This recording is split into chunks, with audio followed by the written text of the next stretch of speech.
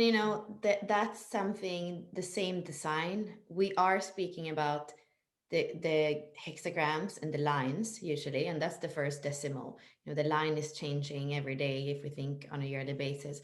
But then there are other decimals. There are always decimals. So we have the hexagram, we have the line, we have the color, we have the tone, and we have the base.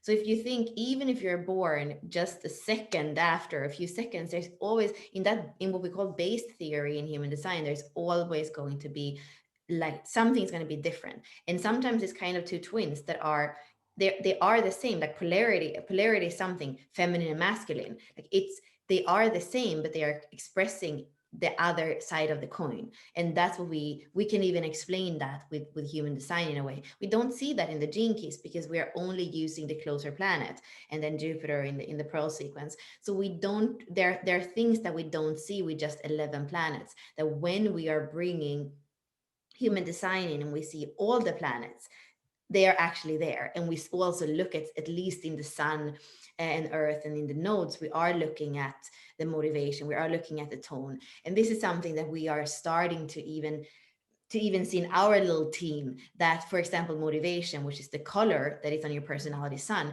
is super super important, because it's like it's how you can observe your mind in what, why is it doing this or that. And when you become, because at the end of the day those systems are all about awareness. They are not to box us in, they are here to allow us to become aware of how we are creating our lives, Mm. and how we are nurturing or not nurturing our relationships, which is relationship with other and relationship with self. And that is something that, we feel like there is something more in human design mechanics, because so far, especially what we have done with the public, basically has been very much gene keys supported by the beautiful system of human design that is underpinning it. And where we are going now in our own exploration as well is to go a little bit more into the mechanics and even the advanced mechanics of human design, so that we can undo some of these things that Ashley was speaking about in the beginning, where it's kind of autopilot. And but when we start to kind of pull these strings, we can get a better understanding and more awareness.